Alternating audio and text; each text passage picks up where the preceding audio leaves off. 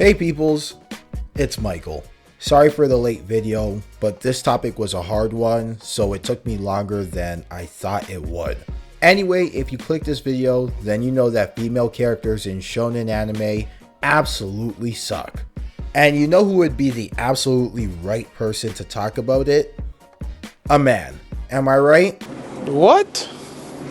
Okay, well, maybe not, but in a past video about why everyone loves shonen, Abhivaki Moyura, sorry if I'm butchering that, was kind of miffed at the fact that female characters in shonen are often miswritten and presented as useless, and for whatever reason they thought I could speak on it, which, you know, is kind of humbling, and I don't think I'll do it justice, but is a great video topic, so thanks to them for that. And again, if I butchered your name, my bad. Okay, with that out of the way, let's talk about why female characters in shonen are a 2-pack of ass. While this is a anime thing as a whole, it's especially bad in shonen. For the most part in shonen anime, female characters are written so bad that oftentimes fans hate the character, and even if once in a blue moon shonen fans get a female character they like, it doesn't matter because either way that character is often misused, not fleshed out, or unimpactful. It's a problem that has existed since shonen was a thing, and this has led many fans to try and figure out why this is the case. To be honest, I always kind of knew the answer, and because of it, I gave up on good female characters in shonen being a regular occurrence. With that being said, I'm starting to see that there might be hope. So before this video turns into a rambling mess, I'll explain why I think female characters suck and why I think this problem can be solved by a mangaka or an anime writer at some point in the near future. I would like to see it. So here's the deal. To understand the problem with female characters in shonen, we have to accept a couple uncomfortable truths that will probably tick everyone off. Now I ask that no matter how much you get pissed, please find it within you to watch to the very end.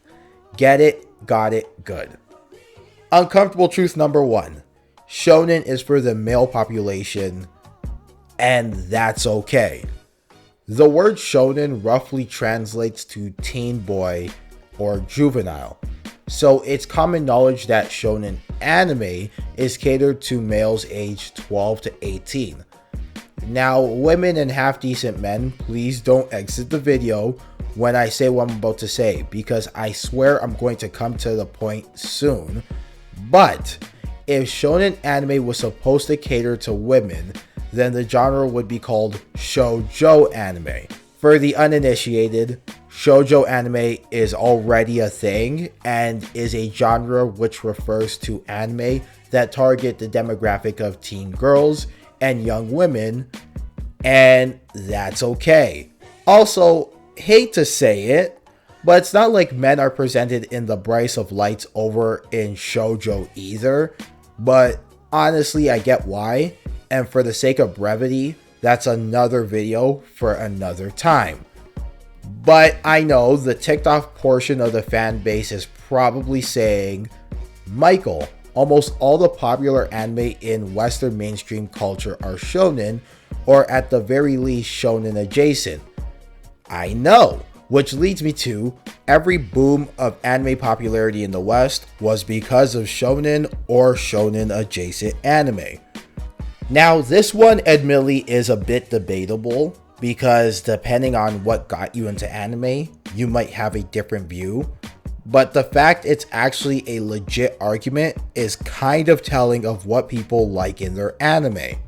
Story time, I'm Canadian, and every night at 8 p.m, little Michael, that's me, had a choice.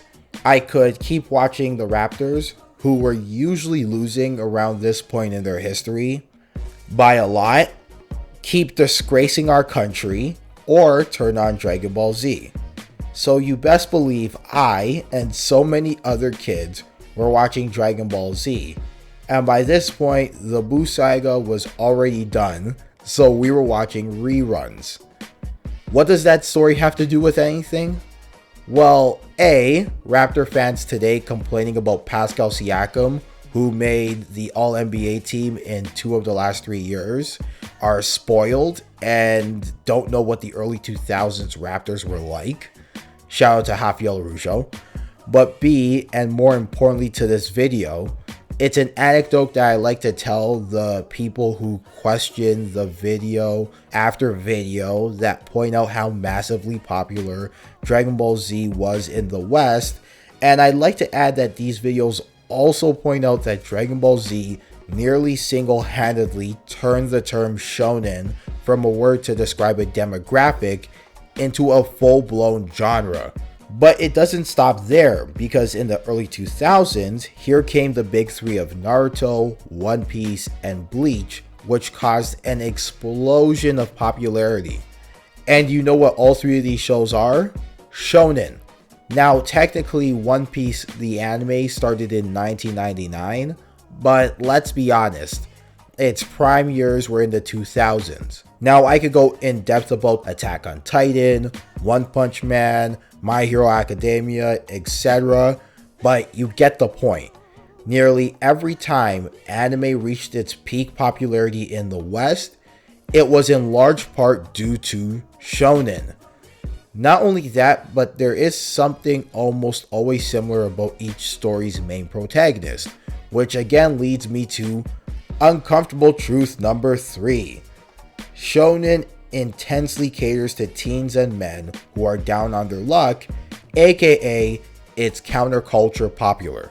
This might only be a thing in the western part of the world, but anime for a long time has been seen as something for, quote, the other to like. Now that may seem like a contradiction to the second point, but I need you to understand that an anime boom period doesn't necessarily mean that anime as a whole was liked by everyone. Why does this matter? Well, to this day, the main protagonist has some sort of issue which makes him disrespected by the world he's in or isolated from that same world. The shonen protagonist overcomes his circumstances, emphasis on his, beats the odds, and gains the respect of his peers.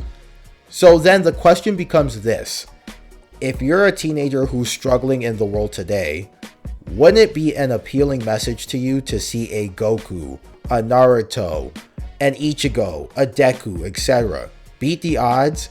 Of course it would, but it goes even deeper than that. Recently, one of my favorite YouTube video essayists, FD Signifier, made a 2-part video series on the manosphere.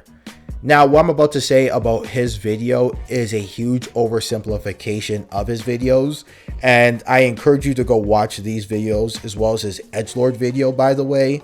But in those videos, he makes the observation that a lot of men who go through these manosphere spaces are men and boys who are simply struggling with performing masculinity the way modern society still sees it.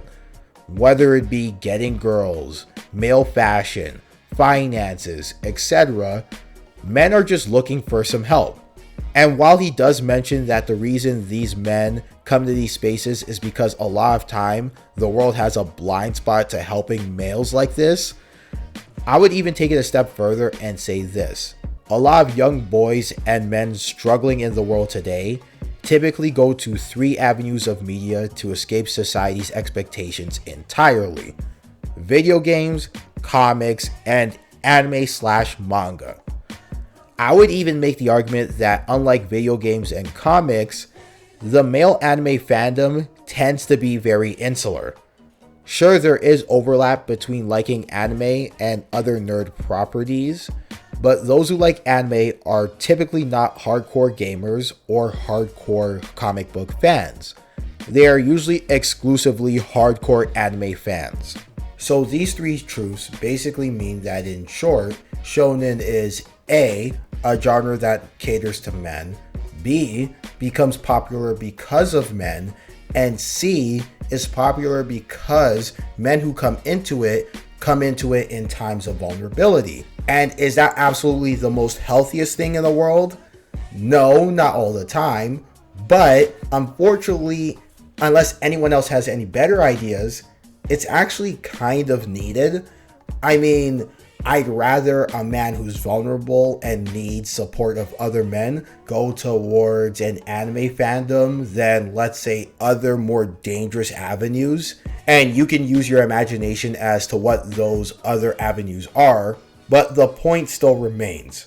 So it's because of those uncomfortable truths that, to be honest, I gave up on female shonen characters actually being rid of all their problems as a whole, because it's not about the female characters. It's about the male characters, because the male characters relate to the teen boys and men watching the anime. However, does either of these truths mean that the way female characters are written in shonen is acceptable? Nope. Now, that might seem obvious, but I have to be clear because these three truths of shonen are often used explicitly or subconsciously to justify many really awful problems with the way female characters are written. For the sake of this video not turning into some 5-hour long epic, I'll only delve into the really big ones, and I mean tip of the iceberg, because I could go on and on about it. It's kind of the reason why this video took so long, because I had a hard time summarizing my thoughts. And you might ask, or not, what these big problems are. Well, really big problem number one. The writer will write female characters as a prize to be won or given. You ever notice how in every shonen, the male character can just all of a sudden win who he wants to be with? From Goku deciding that he wants to marry Chi-Chi after a tournament, to Naruto beating Toneri for Hinata. Or you ever noticed how Sasuke, Gajeel, and Vegeta were just given Sakura, Levi, and Bulma respectively, with very little explanation or build-up of their relationship? Does that seem like a relationship built over time and understanding of one another to you? If you answered no, that's correct, and the excuse manga writers will tell you is that these anime and manga aren't rom-com, they're battle manga, and they don't focus on romance, so they didn't give it much thought, to which I say bullshit. Because if that's truly the case, then A, why have a character end up with anyone when that's not what it's about?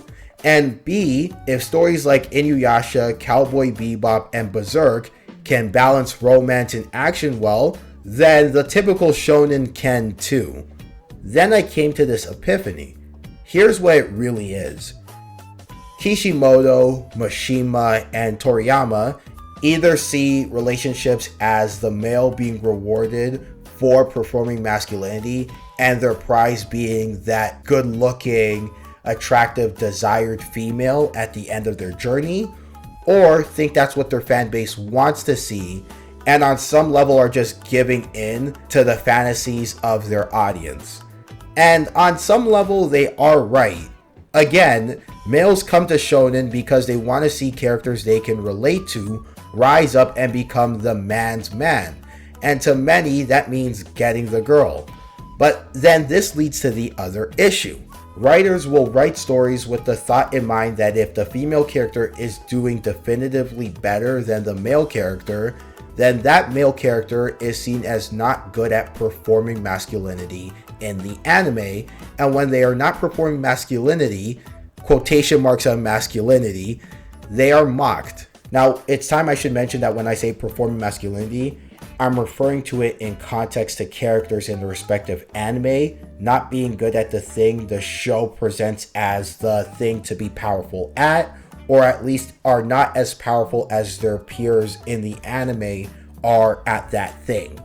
So whether that be fighting, sports, magic, etc., in any case, male characters who do not display that show's definition of power are shown as being not just weak, but are laughed at in their world. Here are some examples. Yamcha, being the worst fighter on the Z Fighters, got his character done so dirty that Bulma left him for Vegeta and he became a meme.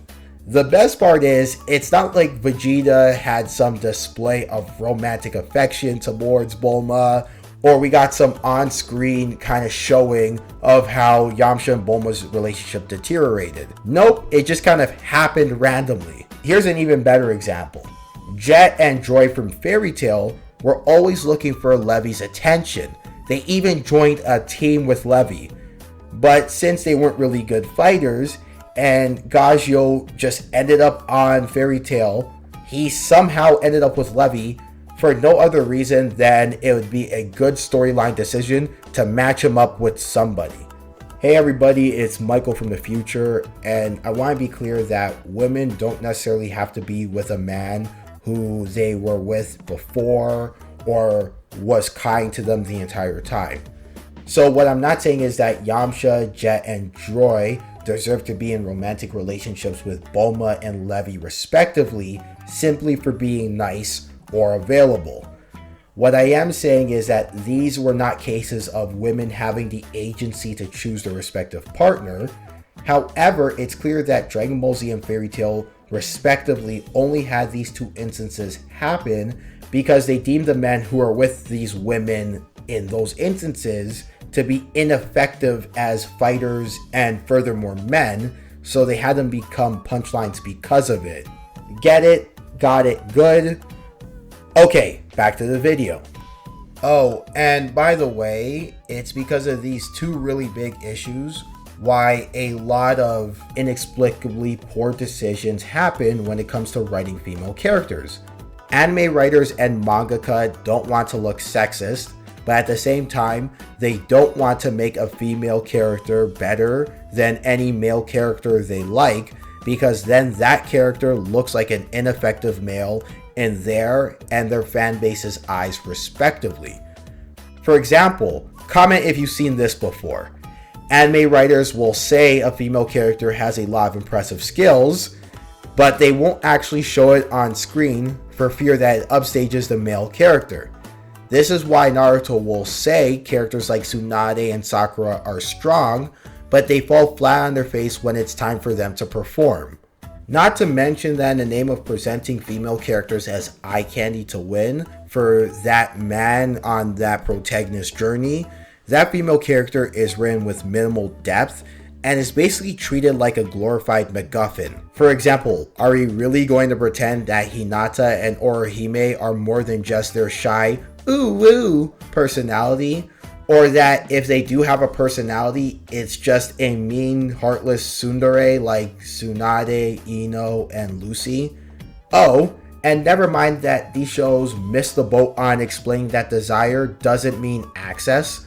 Like, just because a character wants a woman and is nice to that same woman does not mean that the woman will simply fall in love with that character, and vice versa. But these anime will clumsily have characters end up together just because character A liked character B. And that leads into this bigger problem of the lack of female agency and motivation within a lot of these female characters in Shonen. But before the video gets all negative, this is where I get positive and let you know that there is hope. Recently, we are seeing shows that, while not perfect, are starting to figure it out a little bit. For example, My Hero Academia took some steps in the right direction with their female characters. Now, there's a lot wrong with those characters for sure, and we'll get to that, but nevertheless, they are steps in the right direction. For example, Uraraka has clear and admirable motivations as to why she wants to be a hero. Yaoyorozu is legitimately the brains of the operation during missions. And outside of the trio of Deku, Bakugo, and Todoroki, I'd make the argument that the character Sue is the most dependable in combat situations of Class 1A. Then you get to characters on the villain side like Himiko Toga, and the best part is that all these characters are people outside of the main character's desire for them or their desire for the main characters. Now again, My Hero Academia is not perfect with a lot of these female characters. they do run into similar problems that other female characters in other shonens have as well, like losing the male characters in straight up one-on-one battles. When power for power, they really shouldn't be. Like, Yayarosu should be an OP character when you consider what her quirk is. Like, really think about it. She can make literally whatever she sets her mind to. And also there's that weird thing that shonen, manga, and anime like to do, where female characters' insecurities inexplicably pop up in the worst ways during battle, which that's not an exclusively female thing. And it's not to that scale too. Like, come on, like, that just doesn't happen in real fights. It just doesn't. Like, I understand the idea of lack of confidence making it difficult to think clearly in a fight, but come on. Just come on. Alright, I get it! But my point is that My Hero Academia is an example of what I think shonen manga should be trying with their female characters, or at least it's going into the right direction.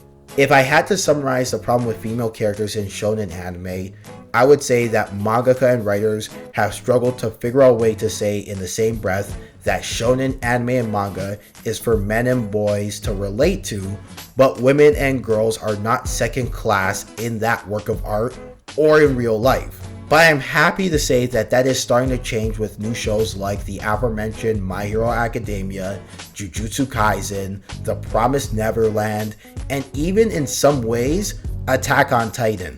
And look, there's always been anime out there that recognize that it's okay to have a quote-unquote boy show, but respect the idea of a strong female protagonist or villain. But more and more recent anime feature female characters becoming more impactful to the plot and layered characters as well. So while we aren't totally out of the proverbial dark woods that is a female shonen character sucking, like, believe me, even the shows I mentioned still run into some issues, we are starting to make our way out of those issues and into finally saying that female characters are being treated with respect.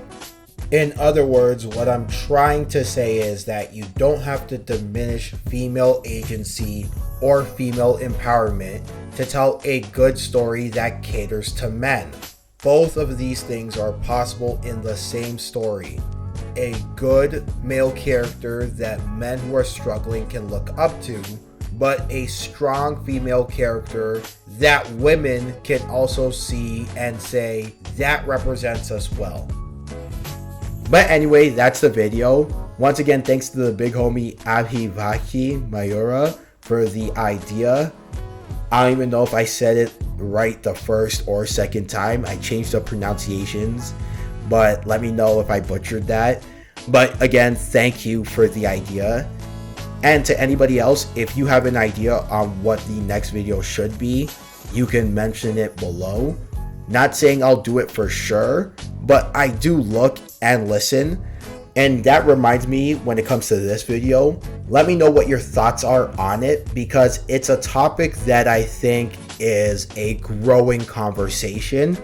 Especially if you're a woman or a girl, I want to know your opinion, because it is a topic that I think women would have more insight on. You know, it's easy to talk about female characters sucking as a man, but they're not characters I would intrinsically relate to. So all that to say that I want to know your opinion.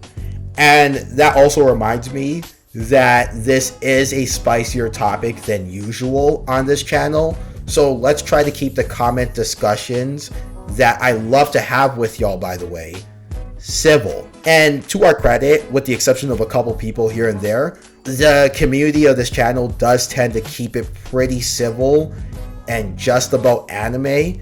So thank y'all for that. But I really want to make sure that we are really civil on this topic.